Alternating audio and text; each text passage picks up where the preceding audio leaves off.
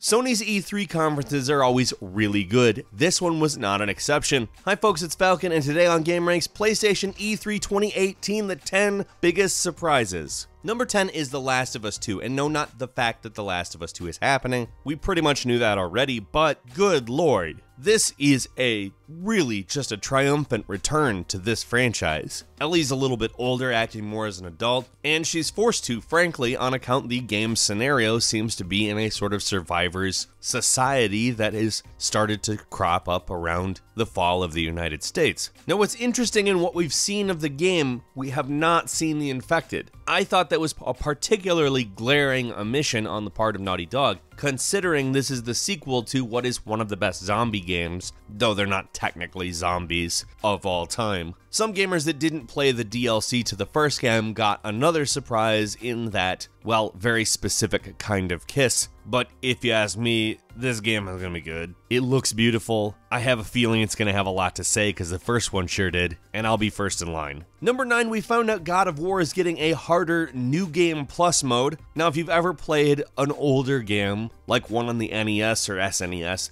there was often the inclusion of a New Game Plus after having beaten the game. In RPGs, this often meant you got to keep your stats. In action games, often meant you kept items or weapons, and the game would change around the placement of certain things as well as be more difficult. I think God of War is a perfect candidate for this type of a mode. It's such a traditional video game, and in my opinion, this is kind of the icing on the cake for what has turned out to really be one of the better experiences on the PlayStation 4. They didn't give a date, but it's just going to be patched into the game, and that's awesome. Number 8 is Ghost of Tsushima, a game that kind of seems like just an absolutely gorgeous console exclusive version of like a samurai take on The Witcher, but not the fantasy elements of it. Ghost of Tsushima follows Jin Sakai, one of the last survivors of a samurai clan. It appears to be an open-world adventure action RPG with one of the most gorgeous environments I have seen in a game, period. I don't care what platform you're talking about, it just throw it all out the window. It's amazing looking. The color palette, the plants, the wind, the weather, just I am in awe of this game. And on top of that, the gameplay actually looks different enough while being familiar at the same time, with a more heightened emotional emphasis on one of the fights that we got to see. Honestly, like this is a new IP I wasn't really expecting to get this excited over, but I'm just so there, especially considering it's another first-party Sony title that they've been batting 1,000 with this console generation. Number 7, we found out about Control, a new time-bending game from the developers of Quantum Break. In a lot of ways, it kind of seems like a spiritual successor, and although this is not a console exclusive for PS4, we found out about it through the PS4 conference, and it was quite a surprise. I mean, this is a gorgeous game. In my opinion, kind of builds on what we know of Quantum Break. We don't know whether or not it has anything to do with Quantum Break, but it certainly builds on what they did in that game, retaining the same art style and environmental style, and a lot of the same ideas in the gameplay, clearly. But this one, in my opinion, looks even more sci-fi and weird and wild. Even the weapon that you're holding is shifting. Like I said, this isn't a game we were given a lot of information about, but the visuals and gameplay that were shown is exactly the kind of thing that I'm wanting to see.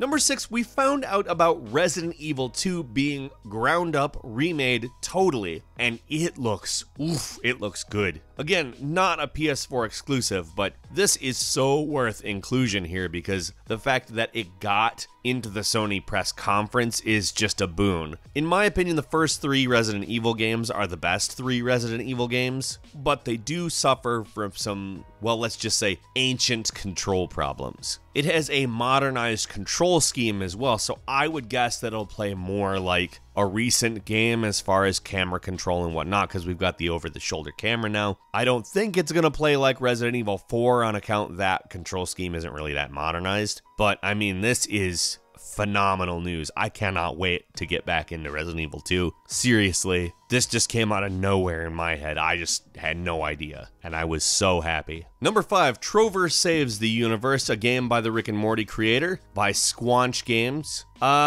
It was a surprise. And I'm gonna go ahead and say that, like, on Rick and Morty, the kind of jokes that are on Rick and Morty work really well because they've built a bunch of characters around it, but this trailer kinda turned me off, if I'm 100% honest, and I'm a big fan of Rick and Morty. Am I interested in the game by the visuals? Yes, it does actually kind of look like some good platforming, and I like platforming, but I mean, maybe a little bit more surprised as to how little this looked good to me. If you would have told me about it outside of seeing the trailer, I think I would have said, yeah, I'm there for it. But seeing the trailer and just hearing the shtick, but without any of the character backing it up, it didn't work. I mean, the game could still be good, and obviously they will be developing the character, but it kind of fell flat for me. That was one of the few things that fell flat for me. Number 4 is Kingdom Hearts 3, which we knew about obviously, but we didn't know about the Pirates of the Caribbean world that we were given an in-depth look at. It looks good, but we didn't just learn about the Pirates world, we also learned about the Frozen world, the Toy Story world, and the Monsters Inc. world. If you're a fan of Kingdom Hearts, I think that this was kind of the mother lode, because this is all stuff that I've seen people ask for in Kingdom Hearts more than once.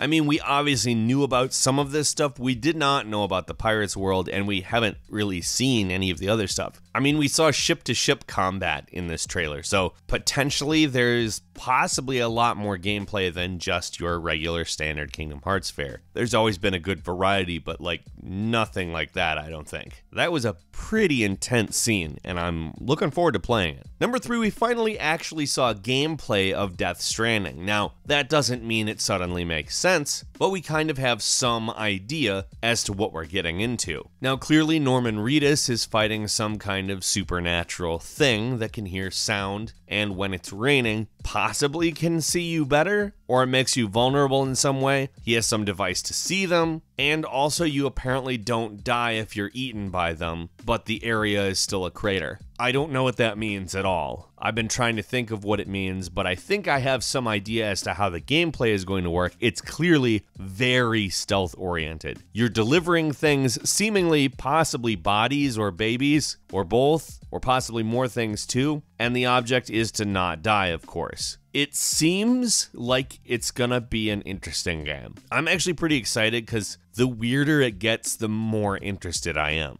And it got really weird. Number 2, we got an announcement for Nioh 2, which I wasn't expecting that. The original Nioh is obviously a phenomenal game. I like it quite a bit. There's some issues with it that some people have had, but I personally enjoy it. And getting a second one is just phenomenal. I am stoked. I'm really excited to be playing another sort of take on this particular franchise. Although these Soulsborne-oriented games that feature samurai stuff are quickly becoming a very dense genre. That being said, Nioh was phenomenal. Nioh 2, assuming they build on the structure of the first, gonna be phenomenal. And finally, oh my god, Spider-Man. How has Spider-Man not been done like the Spider-Man we just saw? That is exactly how Spider-Man should be. And let's just go ahead and say this, the design of the levels in this game, it's so good. They appear big and open, but they're clearly intended to funnel you a certain direction. There's large web-slinging sequences, there's obstacle dodging, in some ways it even feels kind of arcadey, while also feeling a little bit like Arkham, while also feeling a little bit like Sunset Overdrive, which makes perfect sense, of course. Insomniac Games is who's developing it. I mean, just seeing this little sequence that we've seen, I am so excited for how seamless all of the various elements seem to be. I look forward to stealth sequences, I look forward to combat that heavily depends on contextual things in the environment, and hell, they even managed to use QuickTime events in a manner that doesn't seem weird. Just the fluid movement of Spider-Man both inside and outside of combat.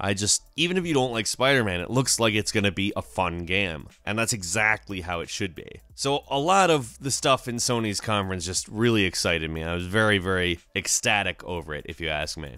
What were you most surprised by? And yes, I know I gave a little crap to Traverses of the Universe, but I actually do have hopes for it. I just wasn't super into that trailer. Leave us a comment, tell us what you're thinking about with these games. Press the like button if you liked the video, and if you're not subscribed, now would be a great time to do so. We upload brand new videos every day of the week, and the best way to see them first is, of course, a subscription. As always, we thank you very much for watching this video. I'm Falcon. You can follow me on Twitter at Falcon the Hero, and we'll see you next time right here on gameranx.